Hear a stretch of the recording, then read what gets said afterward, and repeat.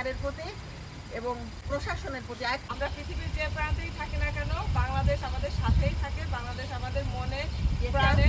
আমরা দূর প্রবাসে থেকে বাংলাদেশের এই মুহূর্তে যে যুদ্ধ চলতেছে আমরা অংশগ্রহণ করতে পারতেছি না। আমরা দূর প্রবাসে থেকে সন্তানরা, বাচ্চারা, তোমাদের সাথেই আমরা আছি। সব সময় আমাদের দোয়া তোমাদের সাথে আছে। আমরা হয়তো সরাসরি অংশগ্রহণ করতে পারতেছি না, কিন্তু দোয়াটাও কিন্তু অনেক বড় বিষয়। আমরা সব সময় তোমাদের পাশে। মানে স্বাধীনতার জন্য নতুন করে যুদ্ধ শুরু হয়েছে, আমরা তো দূরত্বের কারণে এই যুদ্ধে অংশগ্রহণ করতে পারতেছি না ভাই।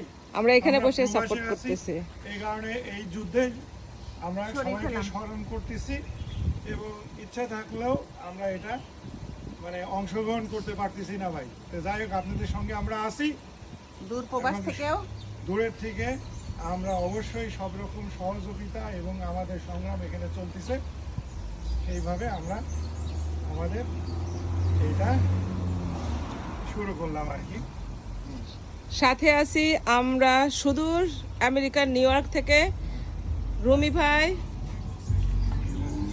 কানিজ আপু, জেসমিন আপু, আমাদের রহমান ভাই। একটি বাংলাদেশ, তুমি জাগ্রত জনতা, সারা বিশ্বের বিস্ময়, তুমি আমার অহংকার। বাংলাদেশ আবার স্বাধীন হবে নতুন করে, নতুন রূপে, নতুন ভাবে সাজবে বাংলাদেশ, আমরা সাজাবো ইনশাআল্লাহ। আমরা যে যেখানেই আছি বাংলাদেশের সাথেই আছি, বাংলাদেশের বাচ্চাদের সাথে আছি, বাংলাদেশের আগামী প্রজন্মের সাথে আছি, যারা কিনা আমাদের দেশ বাঁচাবে, দেশ রক্ষা করবে, যাদের হাতে, হ্যাঁ, যে দেশের ফিউচার যারা, তাদের সাথেই আমরা আছি।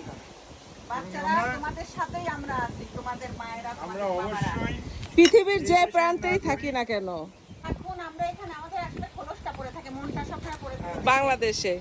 আমার মনে হয় না বাংলাদেশের মানুষও এত নিউজ দেখে। আমরা বাংলাদেশে মিস করে যতটা নিউজ সারাক্ষণ দেখি, সারাক্ষণ বাংলাদেশের খবর রাখি। এখানে আমরা কোনো দল নেই, আমরা যারা দেশের জন্য প্রাণ দিচ্ছে, দেশের জন্য সংগ্রাম করছে, আমরা সবার জন্য আছে, দেশের ভালো কিছুর জন্য আমরা সবাই, আমরা যত দূরেই থাকি না কেন তোমাদের সঙ্গে, আপনাদের সঙ্গে আছি। শুনো, আমরা কিন্তু কোনো দল করি না, আমরা শুধুমাত্র দেশের যেটা ভালো হবে সেটার জন্যই আমরা আছি। আল্লাহ হাফেজ।